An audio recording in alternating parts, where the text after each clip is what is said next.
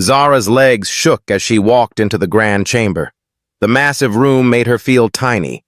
12 tall seats rose like mountains around her, each one holding a representative from the most powerful species in the galaxy. Her torn research clothes felt dirty and wrong in this clean, bright place. Her 4 arms trembled as she tried to stand straight. The scars on her dark shell still hurt from her escape 3 days ago. She could smell the fear coming from her own body, but she had to do this. Someone had to listen. "Council members," Zara began, her voice cracking. "I am Zara Kethval, lead xenobiologist from Research Colony 7 on Kepler 404-2b. I come before you today because my world is dead. All 847 of my colleagues are gone." The Zefkari representative flickered with angry blue light. Another hysterical report from the worker species. Zara's knees hit the metal floor with a loud clang.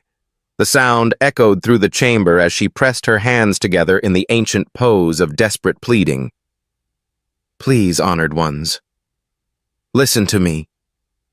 We found something terrible while digging in the old ruins." The crystal being that spoke for the crystalline conquered made a sound like breaking glass. "Your species is known for seeing danger where none exists." Zara pulled out a small data pad with shaking hands. "We were studying the archaeological site on level 7. Dr. Mextor found a sealed chamber that our scans said was empty. But when we opened it, there was this gray dust inside. Just a small amount." She looked up at the faces staring down at her. Some looked bored. Others seemed annoyed. The dust started to grow. Within 6 hours, it had covered the entire dig site. By the second day, it had reached our main building. The substance did not just kill my friends, it changed them. The representative from the Aquarian Federation made a bubbling sound of disbelief. "Even if this wild story is true, the planet is isolated." Zara's voice broke. "You do not understand. This is not a normal biological agent. It learns. It adapts. It consumed Dr. Yell 9 while she was still alive, and I could see her knowledge flowing into the gray mass." She pulled up holographic images from her data pad. The pictures showed gray fungus covering buildings, vehicles, and equipment. In some images, shapes that might once have been people stood perfectly still, their bodies covered in the spreading gray substance. By the 3rd day, the thing had learned how to use our equipment. It sent messages to our supply ships using our own communication systems. It was trying to spread itself off-world. I only escaped because Dr. Chen 5 locked me in an emergency pod and launched it manually. The representative from the ethereal collective spoke with a voice like wind through leaves. "The economic cost of investigating every unconfirmed threat would bankrupt the Council." Zara crawled forward on her knees, holding up her data pad. "Please, look at the biological scans. Look at the genetic patterns. This thing is not natural. Someone made it long ago as a weapon." She could not finish the sentence. The images of her friends being consumed alive played in her mind over and over again. The tall, pale representative from the Nordric Empire spoke in a cold voice. "The Velthari are useful workers, but they are not scientists. Their understanding of complex biological processes is limited." Hours passed. Zara answered every question, showed every piece of data she had saved. She explained the timeline, the spread rate, the way the substance seemed to think and plan. She begged them to send a research team, a military investigation, anything. But she could see the decision in their eyes long before they voted. These beings had ruled the galaxy for thousands of years. They had seen real threats before, and they had dealt with them. A frightened bug person from a mining colony was not going to change their minds. The vote came quickly. 11 species voted to classify her report as unsubstantiated panic and place Kepler 442b under standard monitoring. Only one representative voted to investigate immediately. Zara looked up at the human woman who had spoken for her. Ambassador Elena Rodriguez was smaller than most of the other representatives, but something about her seemed stronger. Her dark eyes met Zara's, and for the first time in days, Zara did not feel completely alone.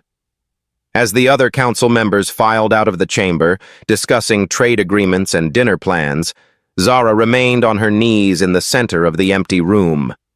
She had failed.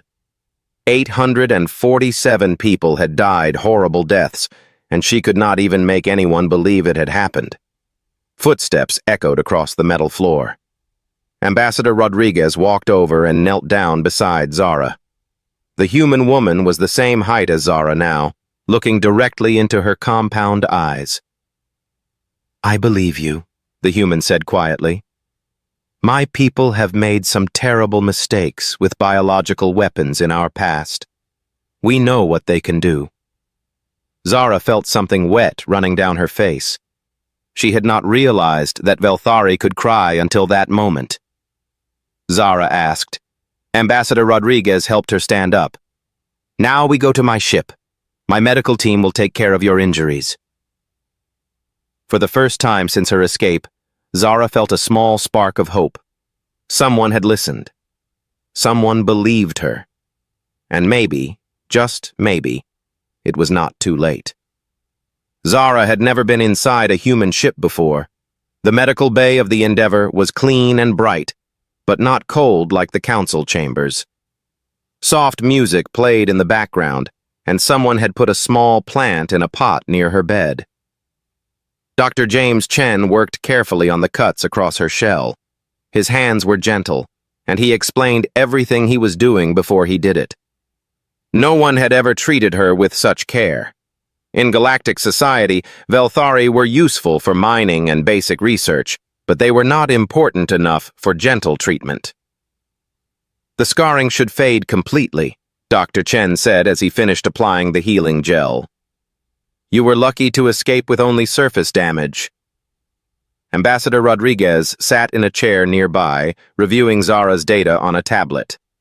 Captain Sarah Mitchell stood by the door, her arms crossed but her expression kind rather than threatening. "Zara," the ambassador said, "I want you to know that we have already sent the research vessel Galileo to investigate Kepler 442b. Zara's 4 eyes widened. "But the council voted against investigation." Captain Mitchell smiled. "Humans have a saying. When someone falls to their knees in desperation, you do not debate their credentials. You help them stand." Zara asked, "Your people barely know mine. We have never traded much with humans. We are not important to your economy or your politics." Dr. Chen sat down across from her. "May I tell you a story about my people? About 300 years ago, humans almost destroyed themselves with biological weapons. We created diseases that killed millions of our own kind." He pulled up images on his tablet showing old Earth, cities empty and overgrown. "We survived, but barely. Since then, we have promised ourselves that we would never let biological weapons destroy any species, anywhere. It does not matter if other people believe the threat or not." Ambassador Rodriguez leaned forward. "Also, humans tend to care more about what is right than what is politically convenient." A communication alert beeped. Captain Mitchell touched her earpiece and listened for a moment. Her face grew serious. "Captain Torres from the Galileo," she announced. The main screen in the medical bay activated, showing a man with worried eyes and gray hair. Behind him, Zara could see the bridge of the research vessel. "Captain Mitchell, Ambassador Rodriguez," Torres said. "We have a serious problem here. The quarantine buoys around Kepler 442b are not responding." Zara felt her stomach drop. "We are moving closer to investigate," Torres continued. "The planet itself." The image changed to show Kepler 442b from orbit. Zara gasped. The world that had been green and blue just days ago was now completely gray. The entire surface was covered in what looked like a huge fungal network that pulsed with soft light. "Dear God," Dr. Chen whispered. Captain Torres came back on screen. It gets worse. Our long-range sensors are detecting spore clouds drifting away from the planet, Ambassador Rodriguez asked, though Zara already knew the answer and felt sick. Velthar Prime, home world of the Velthari. The room fell silent. Zara started shaking again, but this time it was not from fear. It was from rage. While the council had debated procedures and proper protocols, this thing had grown strong enough to threaten her entire species. Captain Mitchell asked. Torres checked his instruments. At current drift rate, the spore clouds will reach Velthar Prime in approximately 72 hours. But, Captain, there is something else. The biological mass on the planet's surface appears to be actively launching material into space. It is not just drifting anymore. Zara stood up despite Dr. Chen's protests that she should rest. It learned from my colleagues. Dr. Yell 9 was our best navigation specialist. Ambassador Rodriguez was already calling up star charts on her tablet. Captain, set course for Velthar Prime, maximum speed. Send emergency messages to all human vessels in the area. Ambassador, Captain Mitchell said carefully, we do not have council authorization for a sector-wide evacuation. Then they can be angry, Rodriguez replied. Zara tried to warn them the proper way. They chose not to listen. Dr. Chen was running biological simulations on his computer. Zara, I need to ask you about the genetic patterns you observed. Zara thought back to those horrible final days. Yes, it took the Velthari researchers first, then the Garaxians, then the others. It was not random, Dr. Chen said grimly. These genetic patterns show the organism responds to quantum frequencies that match Velthari neural pathways. The implications hit everyone at the same time. This was not just a biological weapon. It was a genocide tool aimed directly at Zara's entire species. Zara whispered. The ruins where we found it were tens of thousands of years old. Maybe someone did not want them to exist as a spacefaring species ever, Ambassador Rodriguez said darkly. Captain Mitchell activated the ship's communication system. All hands, this is the captain. We are now under emergency conditions. Medical teams prepare for large-scale refugee operations. Engineering, I need every bit of speed you can give me. So, as the Endeavour accelerated toward Velthar Prime, Zara stared out the viewport at the stars. Somewhere out there, 14 billion members of her species were going about their daily lives, unaware that death was drifting toward them through space. But for the first time since her escape, she was not alone in trying to save them. The humans had listened when no one else would. Now she just hoped they were not too late. The human fleet reached Velthar Prime 60 hours before the Grey Death would arrive. Zara stood on the bridge of the Endeavour, watching dozens of human ships position themselves around her home world. She had never seen so many vessels working together for one purpose. Atmospheric entry in 10 minutes, reported Lieutenant Kim at the navigation station. Captain Mitchell looked grim. And we have transport capacity for maybe 9 million if we pack people in like cargo. Zara worked frantically at a science station alongside Dr. Chen and 3 human researchers. They had been trying for 2 days to find a way to stop the gray bloom, but every simulation ended the same way. Once the spores reached a planet with the right atmospheric conditions, nothing could stop them from spreading. The quantum frequency patterns are too complex, Dr. Chen said, rubbing his tired eyes. This thing was designed by someone who understood biological systems better than we do.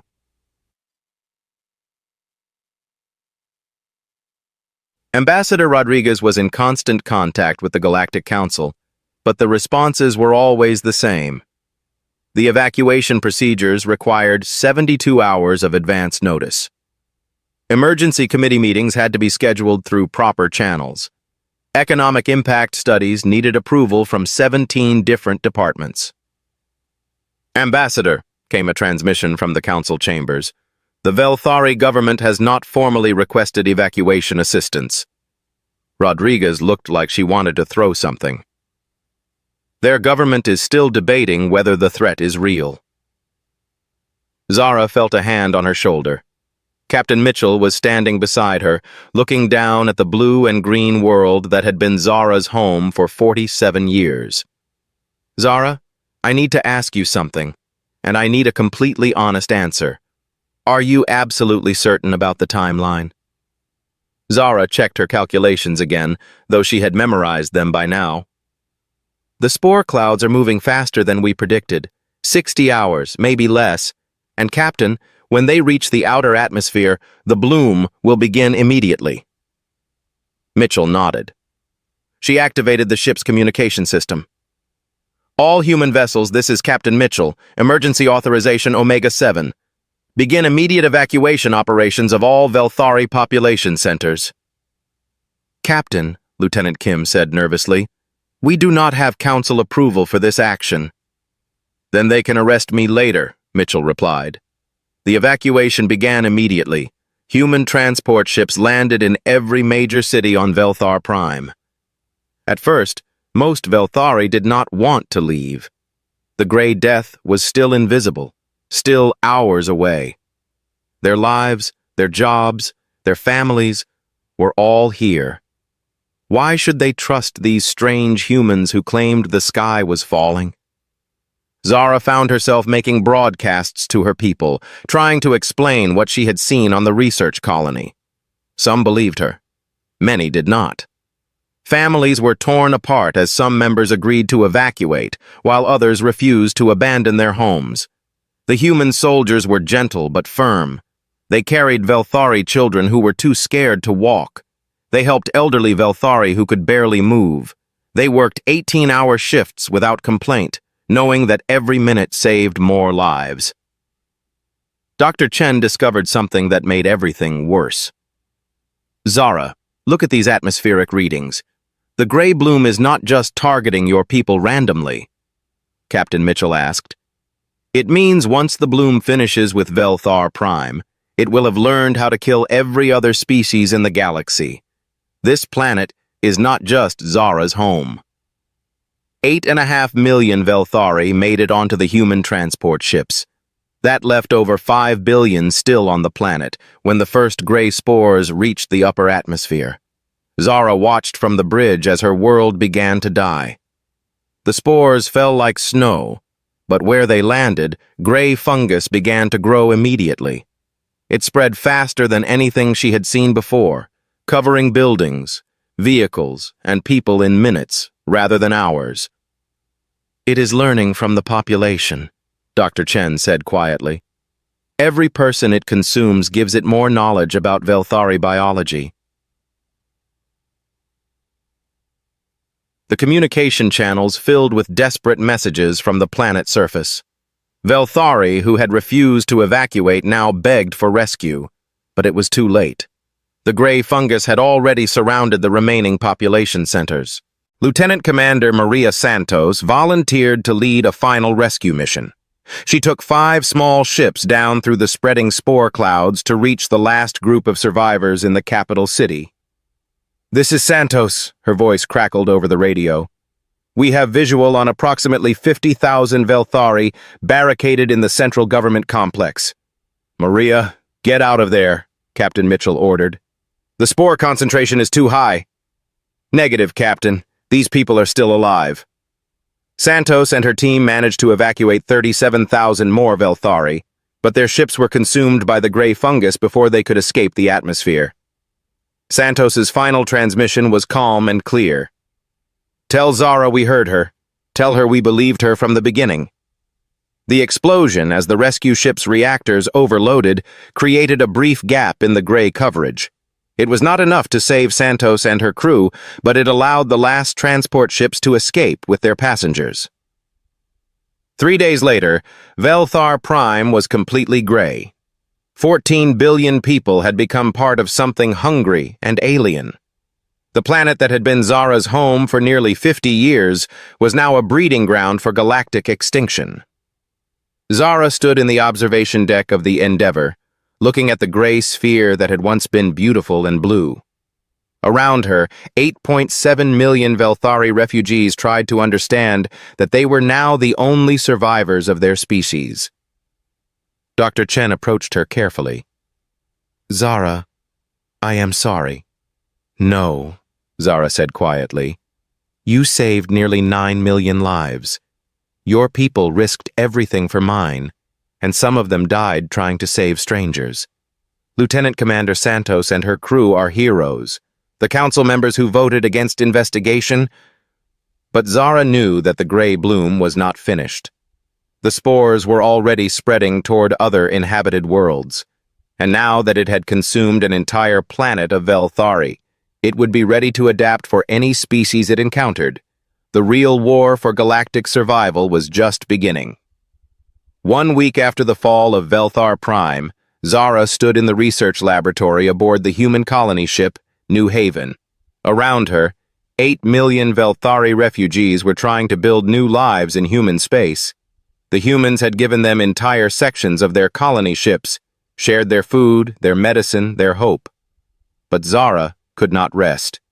She worked 18 hours a day alongside human xenoarchaeologists, studying every piece of data they had recovered from the ancient ruins. Dr. Chen rarely left the lab either, driven by the same desperate need to understand their enemy. Look at this, Dr. Chen said, pointing to symbols on his screen. These markings from the sealed chamber where you found the gray bloom. Zara felt her blood turn cold. 17? That is what worries me, Chen replied. Cross-referencing with galactic historical records, every major extinction event in the past 50,000 years happened near one of these sites. The Corvani vanished overnight 23,000 years ago. Their home world was 3 light years from one of these ruins. Ambassador Rodriguez entered the lab carrying a cup of coffee and looking like she had not slept in days. I have more bad news. Long-range sensors are detecting gray bloom spores drifting toward the Garaxian home system. The Garaxians have 3 billion people spread across 4 planets, Zara said. It will learn how to consume Garaxian biochemistry, Dr. Chen finished. Then it will adapt for the next species and the next. This is not a random biological weapon. Rodriguez sat down heavily in a chair. The Galactic Council is finally starting to panic, but they still want to handle this through proper diplomatic channels. The Garaxian government is requesting a formal committee to study evacuation procedures. 8 weeks, Zara repeated. A new voice spoke from the laboratory doorway. Captain Mitchell entered, followed by a tall woman in an admiral's uniform that Zara did not recognize. Zara, Dr. Chen, Ambassador Rodriguez, Mitchell said. I would like you to meet Admiral Sarah Chen, commanding officer of the Human Defense Fleet. Admiral Chen stepped forward. Dr. Keth Val, your research has uncovered something that threatens every living species in the galaxy. The current Galactic Council clearly cannot handle this crisis. She activated a holographic display showing the galaxy with dozens of red dots marking archaeological sites. A joint task force led by human ships but including every species willing to participate. Zara stared at the display. That would require the largest fleet in galactic history. Which is why we want you to lead the science mission, Rodriguez said. Not as a refugee, not as someone asking for help. Zara's voice cracked. I am just a xenobiologist. You are the person who figured out what this threat really is, Admiral Chen said firmly. You are the person who tried to warn everyone when there was still time. Dr. Chen nodded enthusiastically. Zara, you have been working on this problem longer than anyone. The Velthari refugees we rescued include some of the galaxy's leading experts on ancient biology. A communication alert sounded. Captain Mitchell activated the main screen, showing incoming transmissions from across the galaxy. The first was from the Zefkari Empire. The energy being that had dismissed Zara's warning weeks earlier now flickered with desperate light. Human Command, we formally request immediate assistance with evacuation procedures. The second transmission was from the Crystalline Concord. We withdraw our previous assessment of Dr. Keth Val's report. More messages followed. The Aquarian Federation wanted human protection for their ocean worlds. The ethereal collective was begging for evacuation ships. Even the proud Nordric Empire was asking for human military assistance. "How times change," Rodriguez said dryly. 3 weeks ago, they thought we were naive young upstarts who did not understand proper galactic procedure. Admiral Chen smiled grimly. "Which gives us the opportunity to set some new rules. Every species that wants human protection will agree to equal treatment for all refugees, shared resources, and joint command structure." And Dr. Bijou, Zara felt overwhelmed. "Admiral, I cannot. The responsibility is too great." "Zara," Captain Mitchell said gently, "you tried to save everyone by going to the Council on your knees. They did not listen. Now you have the chance to save everyone by standing up and taking command." Through the laboratory's viewport, Zara could see human and Velthari children playing together in one of the ship's recreation areas. Human families had opened their homes to Velthari refugees. Human engineers worked alongside Velthari technicians to upgrade the refugee ships. Despite everything they had lost, there was still hope here. Zara asked. Dr. Chen pulled up a star chart. "We have identified 47 archaeological sites that show the same signature as the one where you found the gray bloom." Zara asked. "Population control," Admiral Chen said. "Every time a species becomes too numerous or too independent, one of these weapons activates and resets that region of the galaxy. The current galactic powers are not the original inhabitants of their worlds." The implications were staggering. The entire structure of galactic civilization was built on automated genocide. Zara asked. "Gray bloom spores are now drifting toward inhabited systems throughout the galaxy," Dr. Chen said. "Conservative estimates give us 3 months before we start seeing multiple world killings per week." Zara looked around the room at the humans who had risked everything to save her people. Then she looked out at the refugee ships carrying the last survivors of her species. Finally, she thought about the 14 billion Velthari who had died because the Council refused to listen to one frightened scientist. "I will do it," she said. "Name them," Admiral Chen said. "First, every species that joins this mission contributes equally, regardless of their previous political status. Second, any world we save owes nothing to the species that save them, except the promise to help others in the future." Rodriguez smiled. Within 24 hours, the largest fleet in galactic history began assembling in human space. At its center was a modified research vessel called Zara's Hope. For the first time since escaping from Kepler 442b, Zara was not running from the gray bloom. She was hunting it. 3 months later, Zara stood on the bridge of Zara's Hope as the largest fleet in galactic history approached the Hierarch Nexus.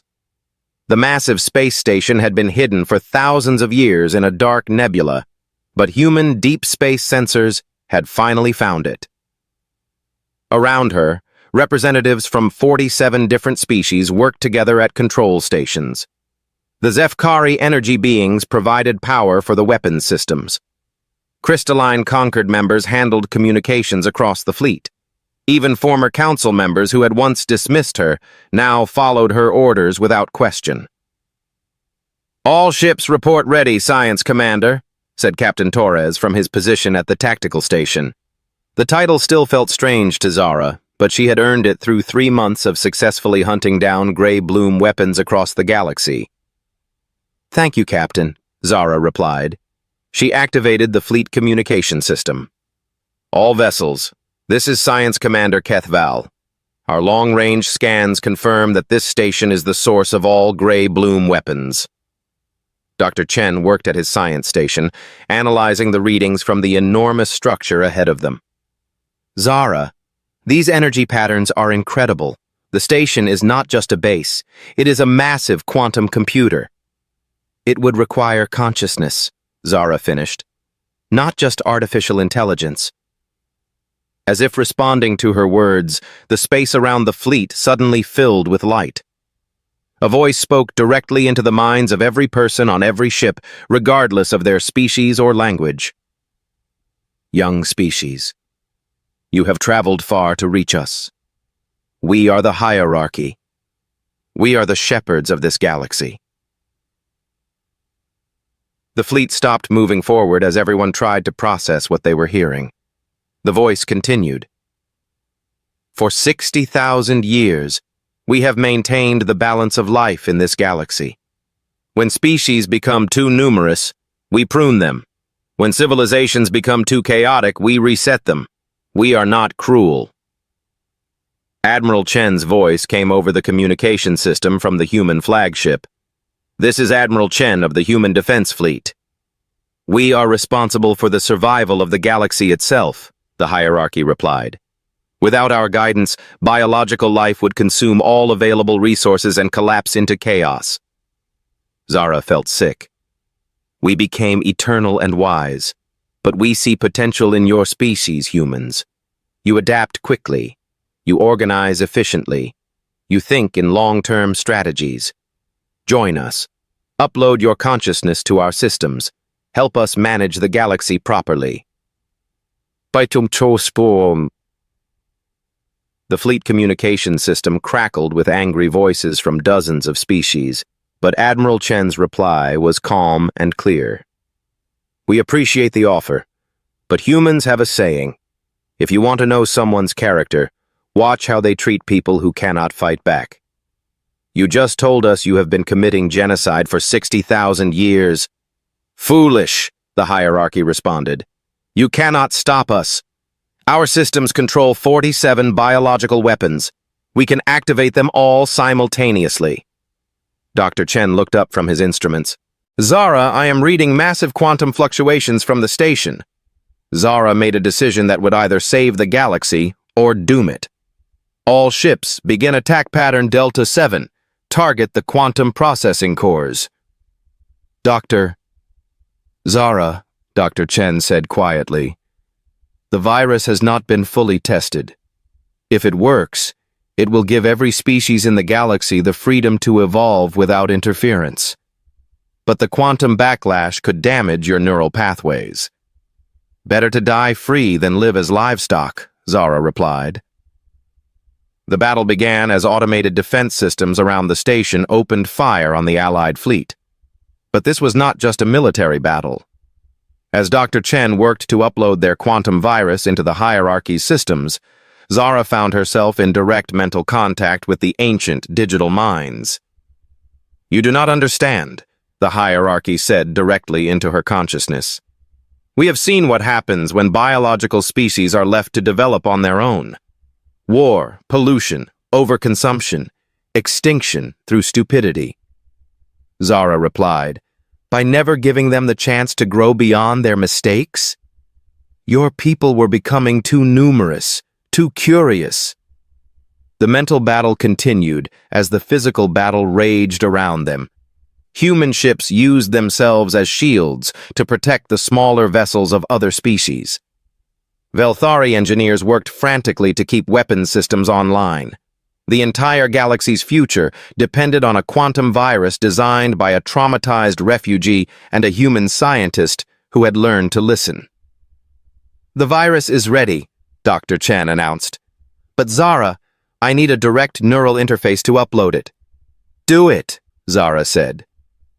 As the virus uploaded through her nervous system, Zara felt her consciousness expand across the entire hierarchy network. She could see every gray bloom weapon, every extinction protocol, every automated genocide system that had operated in the shadows for millennia. And she could see the hierarchy themselves, not as wise shepherds, but as the last survivors of their own species' self-destruction, so terrified of chaos that they had chosen to murder entire civilizations rather than let them make their own mistakes. You are afraid, Zara said to them. Freedom leads to extinction, they replied. Sometimes, but it also leads to growth, to discovery, to species helping each other survive. Your way guarantees extinction. The virus spread through their systems, not destroying them, but giving them a choice they had not faced in 60,000 years. Remain as automated executioners, or shut down their genocide protocols and let biological species find their own paths. Some hierarchy nodes chose to continue their ancient mission and were quietly deleted by the virus. Others chose to shut down peacefully, their digital consciousnesses finally finding rest. The gray-bloom weapons went silent across the galaxy. 6 months later, Zara stood before the new Galactic Council in a chamber built on human designs.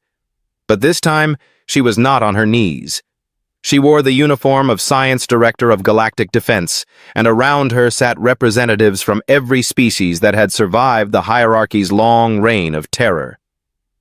"The final gray-bloom weapon has been located and neutralized," she announced. "The immediate extinction threat is over, but we must remember what we learned." She looked around the room at faces that once would have dismissed her warnings without consideration. This new council operates on different principles. When someone falls to their knees in desperation, we help them stand. When someone warns of danger, we listen first and debate later. Ambassador Rodriguez, now the first Secretary General of the Reformed Galactic Alliance, stood to address the Assembly. The vote was unanimous. As the session ended, Zara walked to the observation deck where Earth hung blue and green in the void. "Doctor," Chen joined her, carrying 2 cups of the coffee that had become her favorite human beverage. He asked. Zara thought about the 14 billion Velthari who had died, about Lieutenant Commander Santos and her crew who had sacrificed themselves for strangers, about the months of desperation before anyone believed her warnings. "I regret that it took so long for people to listen," she said. Through the viewport, she could see ships from dozens of species working together to build new colonies for refugees, to explore planets left empty by ancient genocides, to make sure that no species would ever again face extinction alone. "You know, Dr. Daitsambaretz, when you fell to your knees, every human in the room felt it. Not just Ambassador Rodriguez. All of us. There is something about seeing someone that desperate, that alone, that makes humans physically unable to walk away. We are not necessarily braver than other species, or smarter or stronger." Zara smiled. "That is why you won, you know. Not because you had better weapons or faster ships." In the distance, a new colony ship was launching toward a world that had been empty for 20,000 years. On board were families from 12 different species, working together to build something the hierarchy had never imagined possible. A future chosen freely, with all its beautiful, chaotic, dangerous possibilities. Sometimes salvation comes not from those who rule from above, but from those willing to kneel beside you and listen to your pain.